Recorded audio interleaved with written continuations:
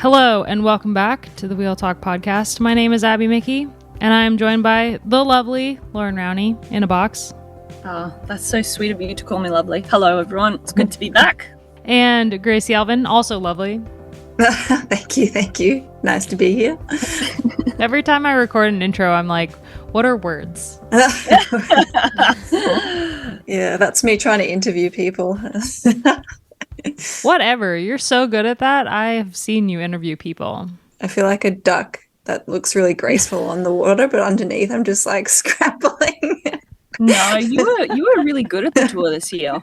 No, thank you. I'm just saying how I feel. It sucks to be an introvert in an extrovert career. Huh? Yeah.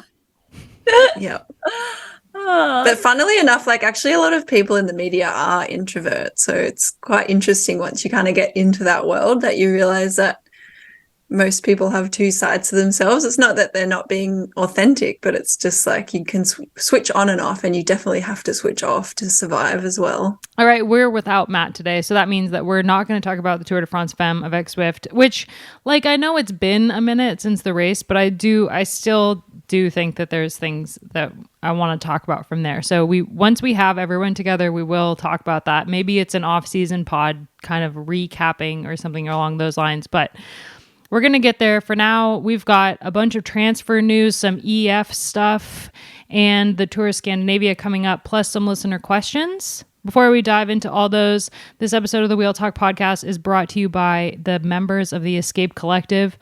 If you've ever considered joining Escape Collective, now's your chance. We've got a ton of great content on the site, escapecollective.com. And you can join up, become a member, read all of the stories, get access to the Discord, which is the best part. I think we all agree. It's awesome having a little bubble community over there to talk about bikes, music, kids, everything, food. There's just everything going on the Discord. Sign up at escapecollective.com/join. And thank you to everyone who's already a member. You make it possible for us to do what we do. Should we start with the transfers? It's that time of year, so we've had transfers rolling in, and I think the top of the transfer list is EF Tibco Silicon Valley Bank, because the team, we finally got a little bit of clarity about what's going on over there at the EF camp, and the team as we know it will be folding at the end of the season. It's owned by Linda Jackson. She's been running this team since about 2008 with Tibco and Silicon Valley Bank as sponsors. It's been a pillar of the U.S. cycling scene for many, many years, and a ton of incredible riders have gone through that program. Brody Chapman was part of that program. Allison Jackson was part of the Tibco program before it became EF.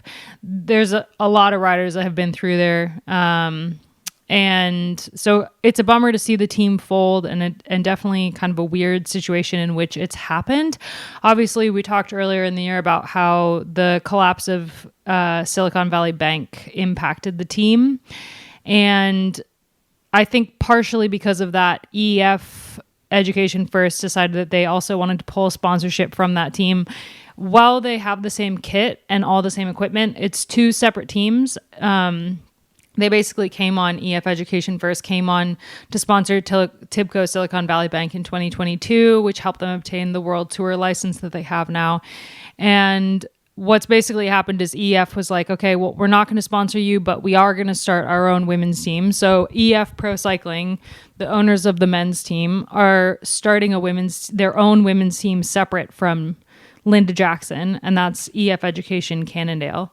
So it's very confusing, but hopefully, was that clear? Did that make sense to you guys? Yeah, it did. I think as well, just when that news item came out this week, I was like, hold on, they just signed all these big riders and they're folding. But then once I read what was happening, I was like, okay, it's kind of like what happened with Specialized Lululemon, which became Velocio SRAM. That team folded, but then actually, a lot of the management and all that went across and became Canyon SRAM, which is now still standing. And interestingly, there was Linda Jackson had a lot of non-compete / non-solicitation clauses in the contracts of the riders and staff from EF Tibco SVB, but also for EF Pro Cycling or EF Education First, I guess. So there was this weird thing going on behind the scenes of whether or not any of the riders that are currently contracted or currently riding for EF Education First, TIBCO, Silicon Valley Bank. God, this is confusing. Any of the current team members would be able to move over to the new team. But Linda said in her statement this week that since the team is folding and she's taking her World Tour license with her to the grave, to the team grave, those riders and the staff that currently work for her are allowed to sign for the new team. She did say in the interview that 4 of the riders that are currently on the team have signed contracts with EF Pro Cycling, EF Education Cannondale, but didn't say who it was. We know, of course, that Veronica Ewers is going to stay with the team, and we'll find out the other 3 riders, I'm sure, imminently. They also signed Naomi Ruig of Jumbo-Visma, Corinne Lebecki, which is an awesome signing, Nina Kessler from Jayco Alula, and Megan Armitage of Arkea, the Irish rider.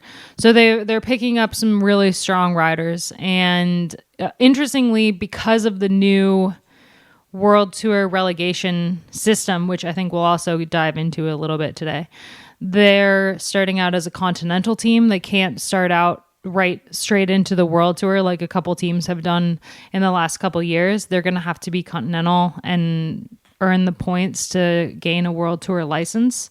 But because of the way that women's cycling is set up, just because they're continental for 2024 and 2025, in theory, that doesn't mean that they're not going to get into the big races. I think with riders like Corinne and Veronica, that they'll still get entry into things like the Giro and the Vuelta. So interested to see where this team goes and who's picked up as far as management. We already know that Ezra Trump is there for on the management side, and she's one of the riders.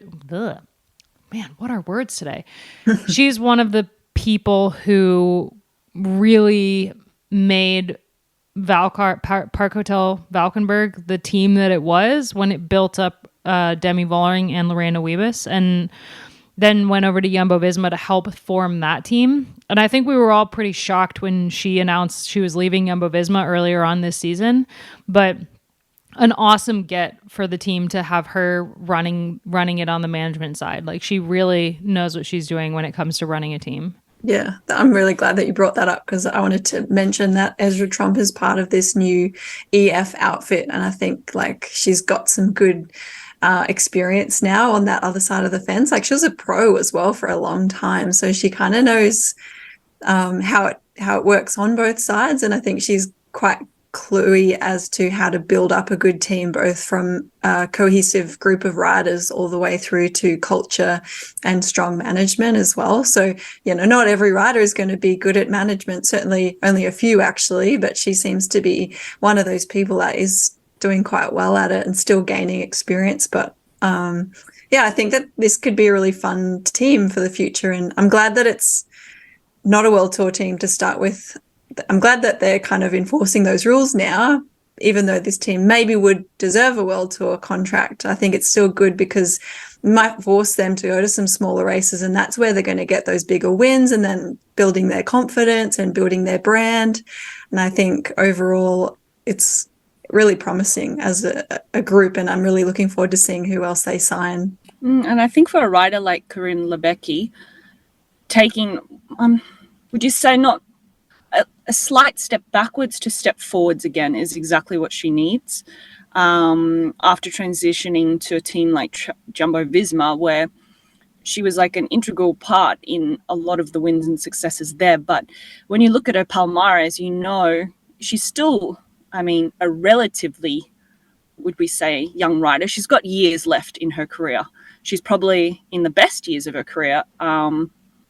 So I feel, it's a really good move for her. I think also for her, going back to an American team is going to be a really good step for her career. Like, she's been racing on European teams since 2017. She signed with Sunweb. Like, she's been over here for a long time, and she's such a proud American and loves being home. And I think being in an American team is going to give her a little sense of home that she's maybe been missing being on Dutch teams for such a long time. Yeah. I also think like in the same boat is Veronica, because she's as such a fresh rider, fresh and like straight into the world tour. She had so much pressure on her this year, and we could see it and hear it in her audio diaries, you know. And I think going to a team that's continental is gonna allow her to grow a little bit more as a rider. She's still gonna have pressure on her, like with the results she's had. That's never gonna go away now, but it does lighten it a little bit, going this step down into the continental ranks and not going into races like the Giro and expecting to be a leader from the get-go. I think for her, it's going to be an awesome move for her career. I'm really excited to see who they sign as a DS. They've not announced that quite yet. And that's like, yeah, that's really interesting. There's definitely some movement on the DS side in terms of in the women's peloton. So curious to see who's going where with that, because it's such a massive part of the teams. And we talk all the time about riders moving around, but when DSs move around, it also completely changes the game. Well, I'm just looking forward to seeing Corinne get a bit of swagger back. That was always something I liked about her. It feels like she's lost a bit of her swagger. I want to see her moving around the bunch a bit more with that swagger back. She's got like this, she wiggles her hips in this way that is just like so terrifying. Like she's so intimidating. She's tiny. She comes up to like my hip, but she's so intimidating, and I just cannot wait to see that. Like, yeah, she's got presence. I like it. Yeah, definitely. She can fit her whole body under all of our handlebars, but which almost makes her more terrifying. But it feels to be a great sprinter, and that year, that 2017 season where she was just phenomenal. The results she had that year was just, it was like her breakout year. It was like, here I am.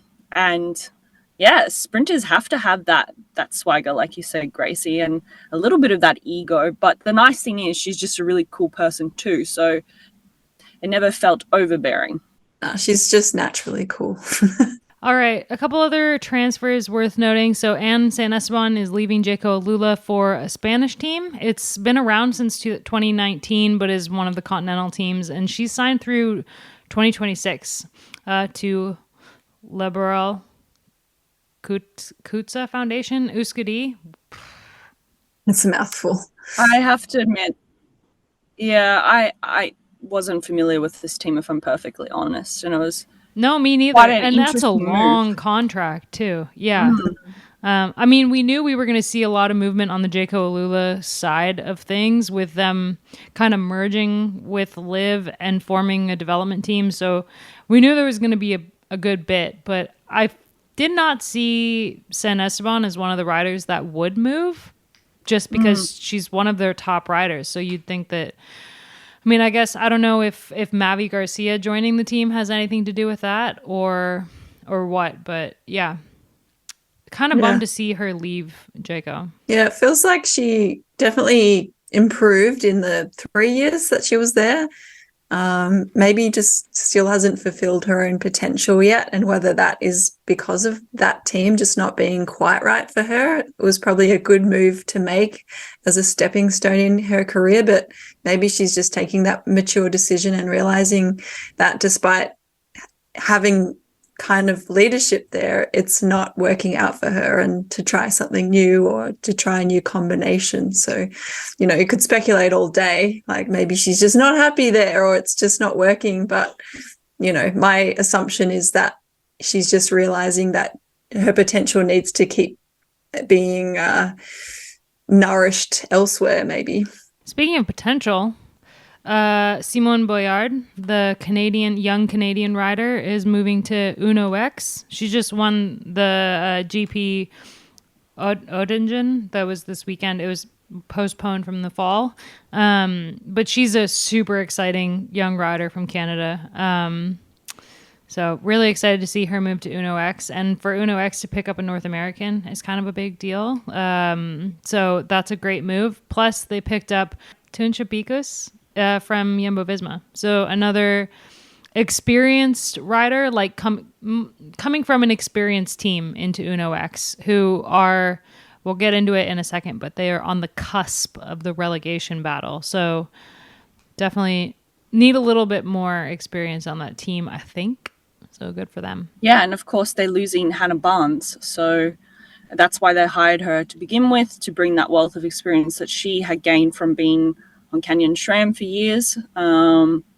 And so, yeah, someone has to fill those shoes. Tiny shoes to fill. Tiny. She's a very little person. Tiny, massive. Tiny, big shoes to fill. Yeah. So speaking of Jaco Lula, they picked up Mavi Garcia, obviously, Raquel Barbieri, Anna Trevisi, and Caroline Anderson, some of them from Liv. So we're starting to see kind of how that merger will take shape. And I think we'll see a lot of the riders that are currently on Liv kind of slot into the development team of that team, but still no word on a lot of like the Aussies that are on that team and who's going to stick around. So we'll continue reporting on that as the news rolls in. Movistar picked up these 19-year-old twins, Spanish twins, Lucia and Laura Ruiz Perez, investing a little bit in their home country's future. Yeah, it's good. And then one of my personal favorite new signings, Clara Caponi, will move to Lidl Trek. Just really exciting for Caponi. She's like quite an interesting rider she's still really young and has been on FDJ for a couple years. And for her to move to Trek, I think it's going to be an awesome learning experience for her to be in that environment. So I'm quite excited to see what that does for her and her career. I was just going to throw another question out. Like, do you think that they will want her develop her long term as their pure bunch sprinter? Because Balsamo is not really a pure sprinter. Yeah, it's hard to say like what really they're going to do with her. If they might like kind of put her in a lead out role for Balsamo. I know they have Ilaria, but I think that they're a team that is very invested in their success, the riders that have had success in the past. So I think they aren't going to give up on Balsamo being their sprinter just yet. She has sprinted to victory before, you know. So I don't know. I'm curious to see what exactly they do with Caponi. But I'm not entirely sure. Because she's a really, really good sprinter, but she's also not like a bunch sprinter. Like I wonder if her and Balsamo could make any kind of difference together against somebody like Wiebes. Yeah, interesting. It's not a bad thing to have two sprinters anyway on a team, because people get injured and sick and they'll go to different races and they'll be working together sometimes, which is also good. So I think, don't know what the dynamic there is with the Italians, but they seem to pull it together pretty well at World. So I think sometimes in pro racing too, they're just fine. FDJ Suez is losing Clara Caponi, but they gained Nina Boisman and Alicia Vigalia. So two more riders added to the FDJ Suez. And this is kind of like, I feel like this is just the beginning of the transfer market. Like we're going to see a lot more as the season progresses. It feels so weird that we've had Worlds already and like we haven't had Tour Scandinavias this week. We have like Tour de Romandy still, GP de Plouay. It's just so weird that we've already had Worlds. I feel like we should be done for the season. I think that many riders will probably be feeling like that too. I'm sure there's going to be a few moments that people want to be doing a Marlon Russa in the middle of a race now. You know, I've done that and it felt great. Yeah. Sometimes it's okay to just call it a day. Yeah, it's been such a long, really, really hard season. It's just wild to me that we still have like a month and a half left. And if you factor in then like Chongming Island and Guangxi, we still have the China races too. Oh, I feel sorry for anyone that has to go to those races. That's such a drag out of the season. Like Yeah, they're actually cool places to go to. I'm not bagging out the race, but it's just like the last thing you want to do It's is a that lot of trip. travel. At the end of the season, you're just like, oh my God, I just want to go home and hang out with my people. Cat with your cat. With my cat, yeah. I think they're the Exactly. races that, like, if you've had injury or illness and your season's been up and down, and then you're looking for those last few race days before you go into maybe a shorter off season, then it's ideal. Or for the riders who just simply are in teams where they just don't get raced that much, they kind of get dragged into those races. So, and I'm curious, and you hate it when I bring this up, but thinking about this season and Don't do it. Tour de France, World Championships, we still got a bunch of important races coming up, and then of course it's 2024 next year. And well, I mean, Gracie, you can probably speak to this. In 2015, you were feeling quite tired at the end of the season, but you were thinking about the Olympics the next year and how to qualify for that. So that's something I think that will be in the back of people's minds, definitely at the front of someone's mind, Marlon Roos's mind, I think. It's a good point, actually, Loren. Points. Definitely. Yeah. A team like Human Powered Health is going to be sending like their top riders to races like that just to get points. Yeah. Someone did actually ask us when I asked the Discord for questions for us to answer today. Before I looked at the news and realized we actually have quite a bit of transfers and stuff to talk about, but I asked the Discord for questions, and somebody asked how we think Paris is going to impact the season next year. And I said that we would probably be talking at length about this in another episode. I'm sure we'll talk about it multiple times, but I think it is worth kind of answering their question just because we just had the World straight after the Tour de France Femme avec Zwift. I think you can look at that and see a little bit of comparison to Paris. It's going to be, I mean, the tour is after Paris, so that is definitely going to have an impact on the season. The fact that we don't have the women's Tour de France Femme directly after the men's, instead it's 2 weeks later. And also I did ask around while I was on the ground in France about why the women's Tour de France Femme is starting in Rotterdam, and got a little bit of insight into that one of the reasons is just the cycling madness of the Netherlands. It's awesome for the race to have some exposure there, but also because the Paris Olympics will take up so many resources from France. A lot of the police and people who would be working at the race are going to have like a month off after the Olympics ends. So it was actually really, really hard for the race to get any personnel on the ground for the Tour de France Femme, interestingly. No, that's really interesting. I think Matt was quick to criticize when that first was announced, and I was like, "Whoa, that's throw really Matt strange." under the bus. He's not even here to defend himself. No, but I was agreeing with him. I was like, 3 or 5 stages in the Netherlands, and I was like, how is this? It's not a 3-week Grand Tour. And then Gracie made some really great points. And now what you said as well. I mean, money is a big thing too, right? Rotterdam can afford to host the Women's Tour de France and put on a good show. It's after the Olympics as well. Not like you mentioned in the region of Paris or France, and that fan base is already there. You don't have to build it, particularly considering the fact that the Dutch have always had such a strong presence in the Netherlands that the fans will come out regardless, even if it's not off the back of the Tour de France. So yeah, it all makes perfect sense now when you actually look at the reasoning instead of just jumping straight to it and going, what? You cannot do this. I still think that the transfer back into France is going to be rough, not super fun. I wonder if they'll do what they've done with the men, or was charter it the Giro? plane? No, or just like, it's kind of odd having a rest day after 3 days or something, or maybe adjusting what that 4th stage would be. Well, they already have we have a double day, two road stages in 1 day already. Okay, so it's possible. I don't know. They haven't announced.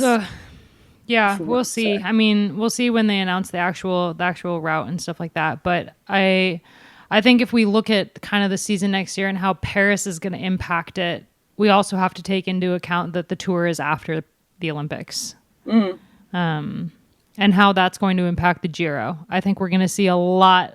It's going to be like the Giro of old, where all the big names are at the Giro to kind of tune up their legs before Paris, or like they're going to pull a Van Vleuten who didn't go to the Giro before Tokyo because she would rather have focused training. I think it's going to be super, super interesting. Yep. I just before we finish this conversation, I do wonder as well, for a race like the Tour Down Under that's trying to develop, how many top riders will want to be already down under in January racing? Yeah, it's already a struggle to get international riders to Aussie races, so I think that's important for points for some teams, maybe even countries, but I think that'll just be the same story. We'll just get a pretty good field here for those races. But my favorite part, especially now that I'm not racing, of Olympic years is the absolute high level of the spring classics. It's always just like so supreme. It's going to be such good racing. It's just like people just lift that little bit extra and you just get some really good performances. So that's going to be cool. You know what, Loren? I think we should go to Tour Down Under.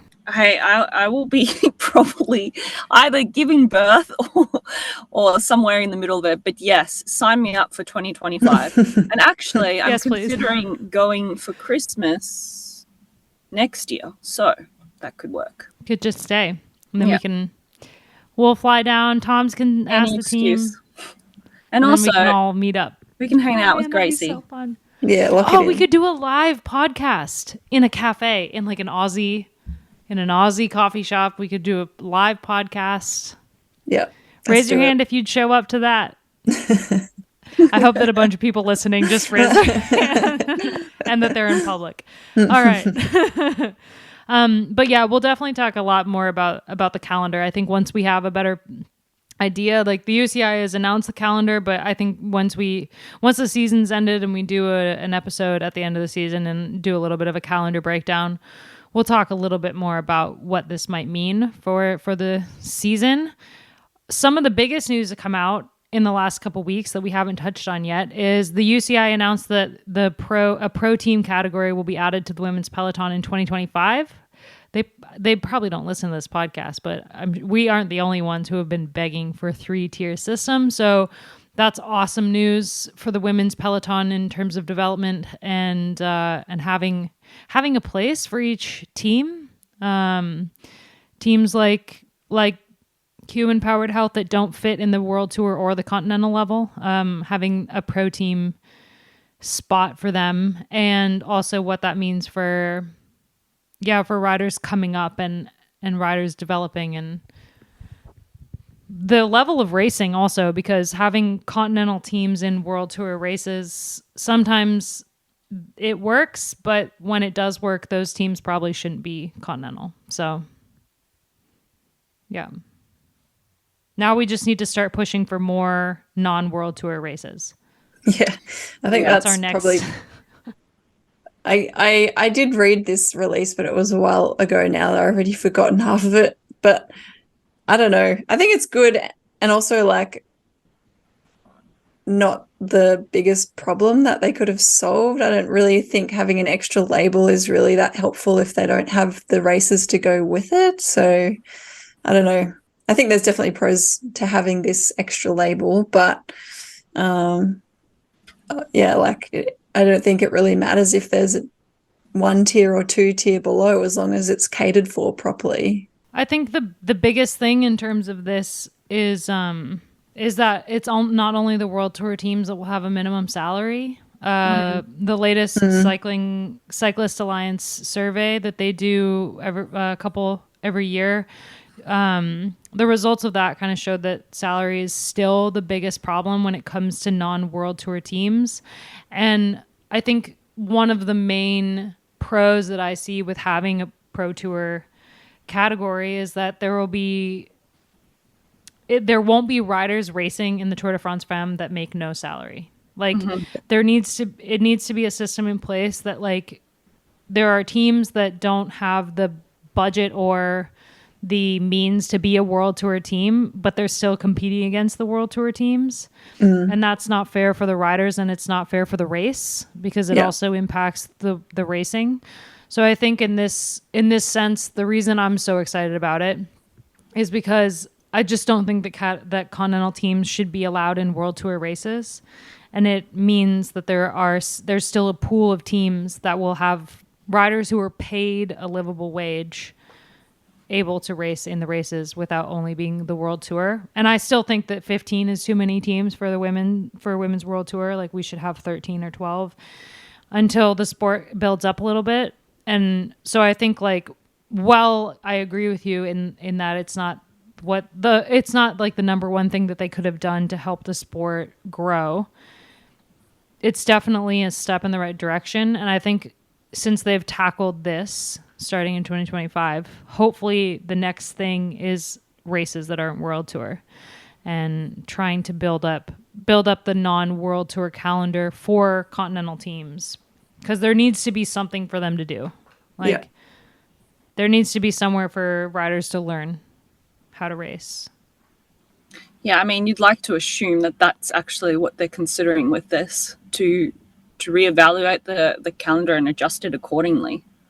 So you have those progressive races, and as of 2025, that's also the year that the under 23s will have their first standalone event, and we're going to talk about it later. But the Tour de l'Avenir, maybe we're going to see a bit more from the U23 calendar for the women too.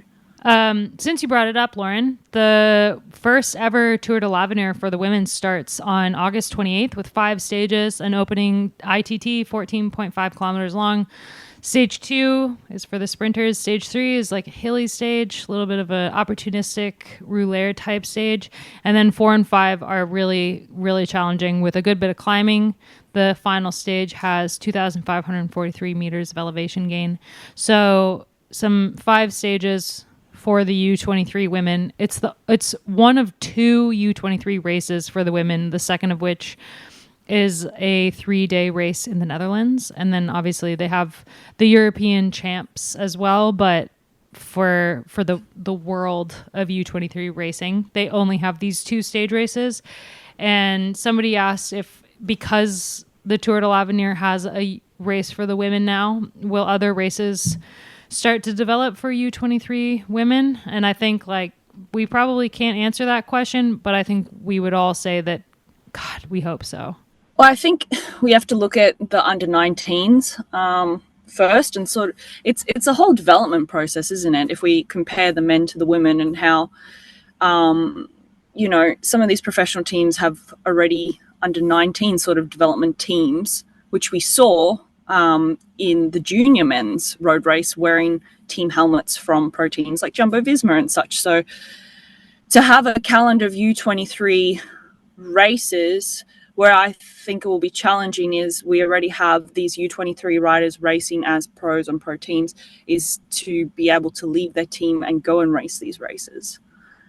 So perhaps the U23 calendar, if there are a few more events added, because we're going to have this World Championship in 2 years' time, it will be catered towards the national teams. If we look at the Aussie national team, we've got a few good U23 riders, but the names on that roster, a few of them, if people were looking at the start list, wouldn't know who those riders are because they just simply aren't on any pro teams in Europe yet.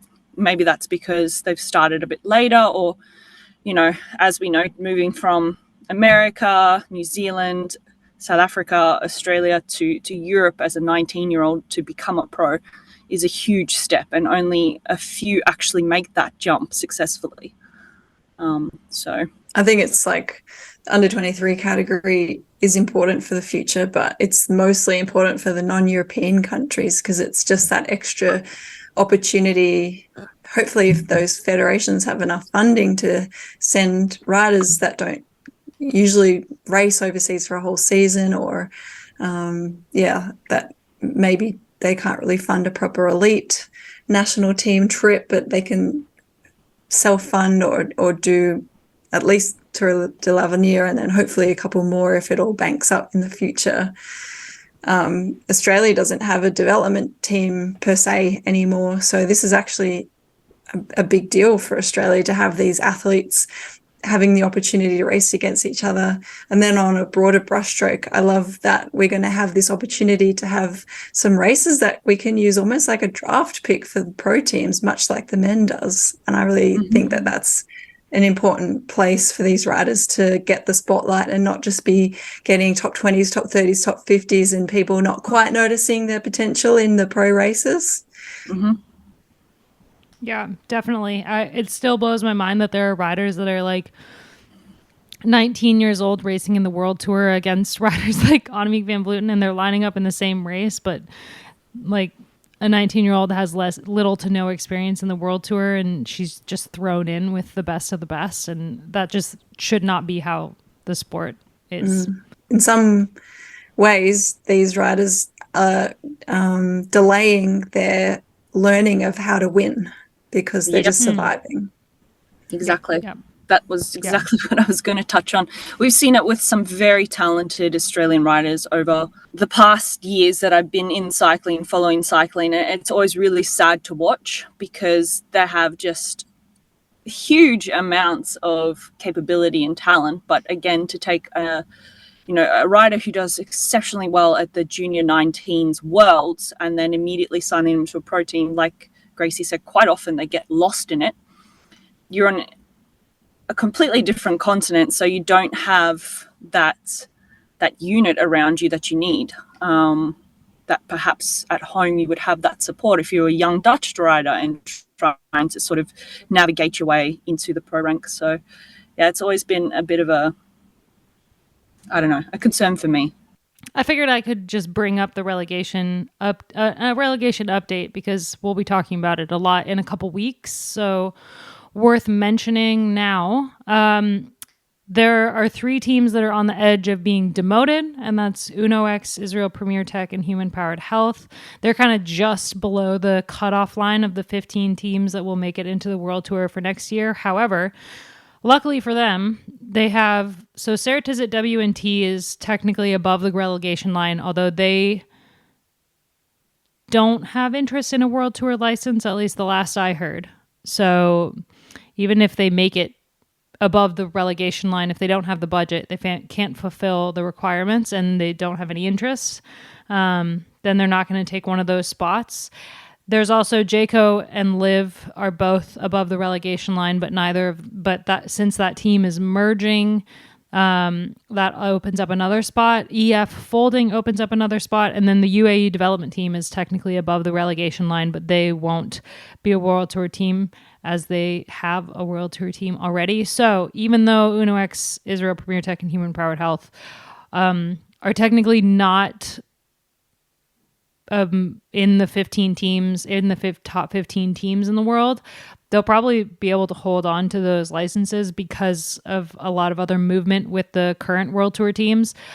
On the plus side, AG Insurance Soudal Quickstep is probably going to get a World Tour license this year. They applied last year, but it was given to Phoenix Akunik instead. So I know that team really wants that World Tour license. So they'll be one of the first ones to be getting all their ducks in a row to try to get that license for 2024.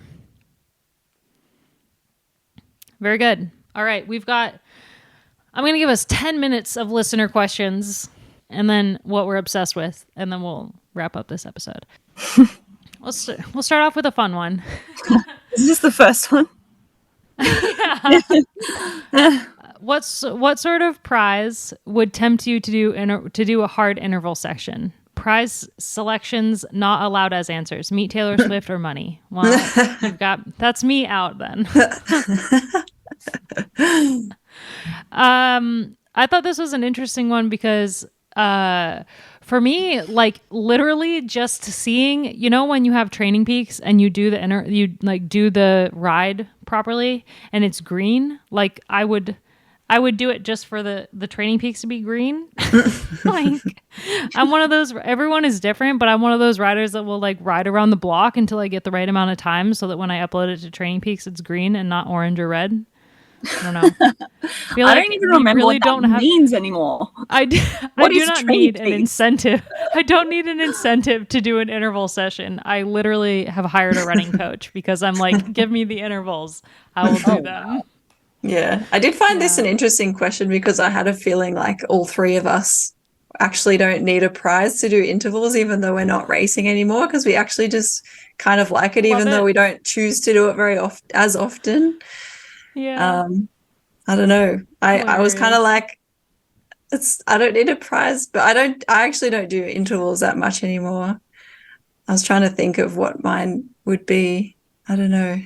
Yeah, but definitely even when you ride Zwift, if you do Zwift and you do one of the Zwift interval things, you get like a little star when you do it right. Yeah, definitely keen on the stars. But this question also makes me think like whoever wrote this question in, like, are you struggling? Do you need a prize to do your intervals? And this is a good point to make is like, you got to pick stuff that you kind of like doing, and it's definitely type 2 fun. Like, no one actually loves intervals. You like how you feel afterwards generally.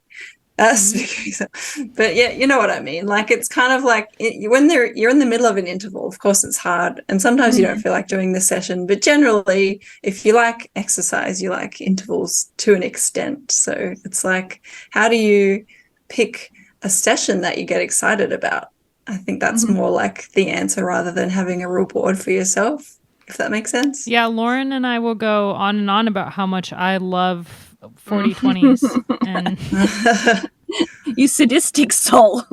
No, yeah, intervals serve a purpose. And even now when you're time efficient, this is something we've chatted about, Gracie, like I'd rather do a really short session with a bunch of intervals and then I know I've really gotten something out of it than just spinning along for 40, 50 minutes sort of thing. But that's maybe also that bit of athlete mentality that's still there, that you want quality out of the session. Don't have hours and hours to just ride anymore. So, and also the prize is actually just completing the session at the end of the day. Yeah, especially I'm sure if you've got kids. Yeah. You know, there are people out there who hate intervals and love to race. I've never met one, but they exist. I've met one. Yep. I mean, he never ended up becoming that good for that reason. Unfortunately, you kind of need to do the intervals in order to get to the race. Yeah. All right. The next question. What teams in the World Tour Peloton are doing the best job of marginal gains on the tech front? Oof. For me, I feel like there's only one answer to that, and it's Trek. And it's because they have the means to do that. Like, there are other teams that have bike sponsors as a title sponsor, like Canyon SRAM, for example. But I feel like Trek has Bontrager as well in their disposal, plus their partnership with SRAM means that they just have so much opportunity when it comes to those marginal gains on the tech side. But I think that SD works with Specialized and with SRAM. They probably also have a really good pool to choose from of techy type things. Definitely agree with those two answers. And then, like, aside from bike specific product, I noticed that a lot more riders were wearing Whoop bands on their wrists at the Tour de France Fun this year. And they've been around for quite a while now, maybe like 6 or 7 years roughly, but you didn't see too many women wearing them. Actually, I saw a lot more in the men as well at the men's tour. And I think wearables in general also. The rings.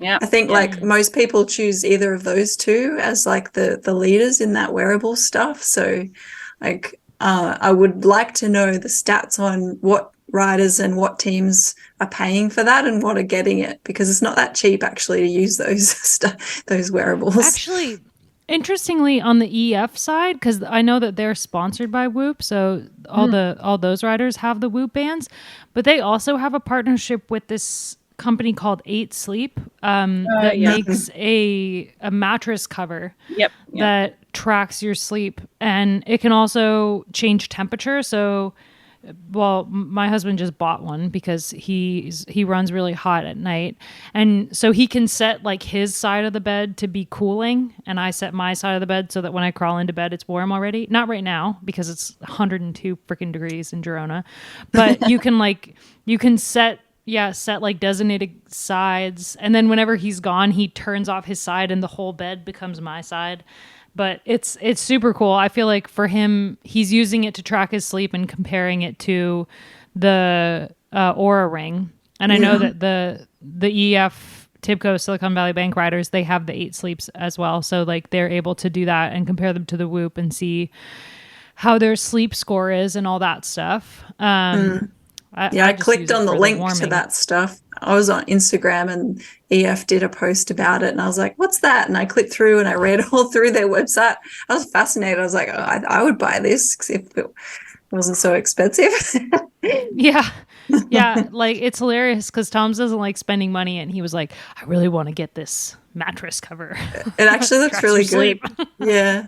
I think it even wakes you up if you have a setting. It vibrates, which sounds weird, a vibrating bed, but it's actually like it's quite gentle, a gentle way to wake up. It's really nice. This podcast is not sponsored by 8 Sleep. Yeah, I was just trying to but think if you of want to other sponsor us. stuff. Yeah, if you're listening to this podcast. All right, what are some of the ways that parents of the pod have introduced bikes/racing to their children? I had my 5-year-old do the kids race at our cyclocross state championships, and she loved it and has since been asking when she gets to race next. I have a double bike trailer to take out on local dirt trails. I love that. Oh, that's so cute. I feel like Loren and I have very little kids, so we maybe can't speak to introducing them to racing quite yet. But I know that Lila loves watching the races. Like we don't do screen time. She's still too little to be able to watch anything, but we do watch the bike races when Tom's is racing. I have the bike races on TV and obviously all the women's races as well. And so she's used to the bike races being on TV, and she always loves watching it. Like she claps, she cheers, she points at the screen. Her favorite is Elise Longaborghini. She always is pointing at Elise Longaborghini and I'm like, you got good taste, girl. Oh, that's so sweet. But also like at the Worlds, like she was so excited to see the racing at the Worlds. Every time a group would go by, she would just start clapping. And so whilst I am adamant in that my child is not allowed to race road bikes, she can race mountain bikes. That's fine. It does seem I'm fighting a losing battle because she loves them going by. We put her in a bike seat on a bike as soon as she was old enough to be able to go in the bike seat, the forward bike seat. We have one of the Thule ones that's super nice, and she loves going on it. Her new favorite thing is to wave at all the cars. As the cars goes by, she like waves at all of them. It's hilarious. Cute. I think just the country I live in, living in Belgium, that's just what children do here, is not necessarily the racing side, but yeah, of course there is. We're a bike racing country, but also it's just more practicality. A lot of people commute by bikes, so it's just something that becomes an everyday part of life. And like what Abby was saying, as soon as kids can basically sit in a child seat, that's the easiest way to get around here. So for us, like I love bikes, and Harry was on his little, what's it called, step through. Before he could walk, he was actually toddling along on his little bike, and he's just obsessed with it. He loves his bike, and he's too fast now that we have to almost run. We run after him, which is a bit hectic at the moment. So I don't know. I'm the same with Abby. I'm like super keen for him. I don't care what he does. I actually hope he ends up being more artistic than anything, because I certainly lack creativity, and so does my partner. But cyclocross would be amazing, and anything off-road. I'm not super keen on the road racing side.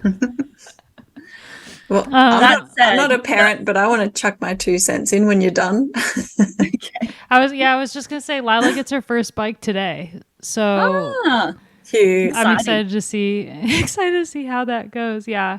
But I have a funny story about, well, it's not really that funny. In the moment, it wasn't, at least, about just like having a child seat on a bike here versus in the US. So obviously, like, our bike is in Spain, so we had the child seat on here, and I'll be riding around with her, like with her tiny little helmet covered in butterflies and her like cute little glasses, heart-shaped glasses. And every single time we pass a person, they're like, "Oh my God." Like, people on the side of the road just like think she's the cutest thing ever. So when I went to the US in May, I put a child seat on my mountain bike there, and I rode into town. And the very first time that I rode with her on the bike seat, I was riding into town. It's like 5 blocks to the coffee shop. And this woman pulled up next to me at a stoplight and just started screaming at me that I was putting my child's life in danger. And then she followed me, like, next to me for 4 blocks, just screaming at me, and then got out of her car when I stopped at the coffee shop and was like yelling at me about how I had my kid on the bike. And wow. It was just like really a little bit traumatizing. I called my mom to please come pick us up, or pick up Lila so I could ride the bike home without her. But yeah, really interesting mentalities. It's fascinating how different countries approach it. Well, that would have been one of the many reasons I guess you're not going to move back there, Abby. I did cry when this happened to me. That sounds awful and just unfathomable now, like, just particularly where I'm living. Australia, I mean, I haven't lived there for over 10 years now, but I'm assuming in the cities the bike culture is changing in terms of, I do follow a lot of advocacy organizations on LinkedIn, but I think definitely where I'm from on the Gold Coast, the infrastructure still isn't there. My mum was even saying to me she wishes she could ride a bike because she's having issue with her feet, and being retired now and walking isn't so good, but she's like, I'm just too scared to ride. And I used to do it day after day and not think about it when I was training back there. But every time I do go home, I don't feel safe on the road. And that's kind of sad. All right, Gracie, what's your 2 cents? Well, yeah, I'm not a parent, but I was a kid, and I grew up riding bikes as a kid. And it depends on the kid, but like, mostly it's about the social part of it. If you can make a bunch of friends out riding bikes, like, that's going to keep you involved for a lot of kids. So like, find a juniors group, from a certain age that they just want to go hang out with, because they're not as, I don't know, maybe not as mean as the kids at school. They've got a bit more in common, and it's just like a fun thing. And then also just up to a certain age, kids adore their parents. So if you can take them while you're riding too, like, have it as a shared activity, like, that's priceless, absolutely priceless. And then after a while, they'll be too cool for you, and that's when they want to go hang out with the friends. And I think another good tip to that is, like, if you have pump tracks or BMX parks, they're great places for the community. They're generally really inclusive environments, and you get people of all different ages, and I'm a real big advocate for all cities having pump tracks. So I think that's a nice way to introduce 2 wheels to little people, little girls as well. They're super fun, important, and easy to supervise out. Exactly, and you meet other cool moms, rad dads and rad mums. Yeah. I think that's good for listener questions. We still have some in the bank to get to in later episodes. We'll wrap up this episode with what we're obsessed with, and I don't know if we have the same one this week, but I'll go first. I'm obsessed with football. Yeah, I was going to say that too. I think we're all on that page. We're obsessed with what's been happening in women's football in Australia. It's amazing. It's amazing. It's just, I mean, the final game of the World Cup on Sunday was a football game, and whichever side you were cheering for, I think there was a lot of, I don't know, there's a lot of controversy around the Spanish coaching staff. So I chose to support England, but the game that I'm truly obsessed with is the Aussie versus England game that was earlier in the week. It was just such a good game, and like watching what the World Cup being in Australia and New Zealand has done for women's sports in Australia, and the massive amount of funding that's going to be funneled into women's sports now, thanks to more interest there, is just incredible. So that's what I've been obsessed with. Must be even more inspiring because you have a little girl as well. So I don't know. The little girl inside of me was like, I tried football. I was horrible. I was really fast, and that was it. But I had so much fun in high school playing it. Yep. The games were so good. It was physical. It was serious. It was hardcore. It was amazing. And yeah, I completely just reflect what you said, Abby, like, and being in Australia too, it's just been like such a buzz. I was in France when the World Cup kicked off, and seeing all the stuff on social media while we were working there at the tour, it actually gave me so much motivation working in cycling, because, you know, we've been butting our heads against this wall for a long time, all three of us, as well as the hundreds of other women, for a couple of decades now, of showing up, using our social media platform to like keep spruiking our sport. Please, can you watch us? Please, can you broadcast us? Please, can you write about us? And it's just been like this ongoing effort for so freaking long, and then to see this kind of explosion happening in another sport, but it's filtered across all sports. It was so special, and it was making me quite emotional, like even at the tour, and we were only in the rounds at that point in the football, and it just felt like we're having that moment in women's sport and sport in general. So to see the last couple of weeks being back in Australia, and to see people talking about it in coffee shops, and unexpected conversations that I've been having with strangers about how special it is, and mostly with women, but also men too. It's just been like really heartening. And there is an injection of money coming into Australia. It looks like a lot, but it's actually going to run out real quick. So I'm really hoping that some big corporations can see the value and return on investment, something that we've talked about a lot, but I don't know, there's so many women's sports that could benefit from some good cash coming from private investment, and not just relying on federations and governments, because especially in Australia, that's not where the money's going to come from. Yeah, I thought it was really amazing to like have of course, it's because the Tour de France Femme was so close to the Worlds, but to have the women's road race wrap up the Super Worlds, for it to be the last event and close out what was the first of, you know, every 4 years we're going to have these Super Worlds where all of the cycling disciplines, to have the women's race be the cap on what was an incredible week of cycling, and then to have the entire world talking about this football tournament was pretty amazing. And I think, like, for me, like, I spent a good deal of yesterday like researching players, which was cool to like have a ton of women now that I'm just like, oh my gosh, did you know that there's a girl on the Spanish team who was like one of the best runners in Spain, and then was scouted by the football team, and now she's scored like however many goals in this World Cup or something like that. Like, I just think it's so cool. And I've wanted to get into football for a long time, and I feel it's pushed me over the edge. Now I need to find a team to cheer for. And now you can watch it. Like, you can watch at least I've seen on Eurosport, the games like are accessible. So if you want to follow that sport, it's possible now, whereas before it just wasn't the case. We've been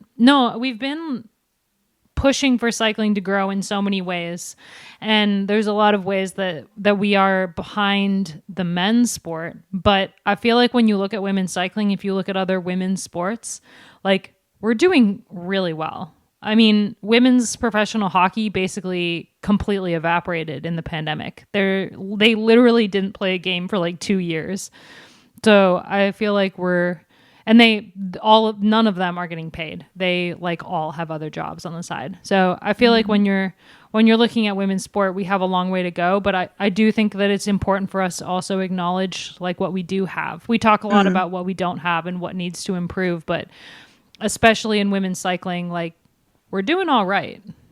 Yeah, there's definitely a few more than a few sports that they don't get much at all. So that's good to acknowledge that. Something I also liked just quickly was that the World Cup was also really good for queer visibility, and that's not just important for the LGBTQ plus all of those letters community. It's just good because so many people got to see these women just being themselves and being athletes and being authentic, and that's really powerful as well. Yeah. Second that. It's amazing. I love it. All right. Well, we're obsessed with football, but we'll be back next week to talk about women's cycling. Thank you so much for listening to this episode, and thanks to you two for a great chat.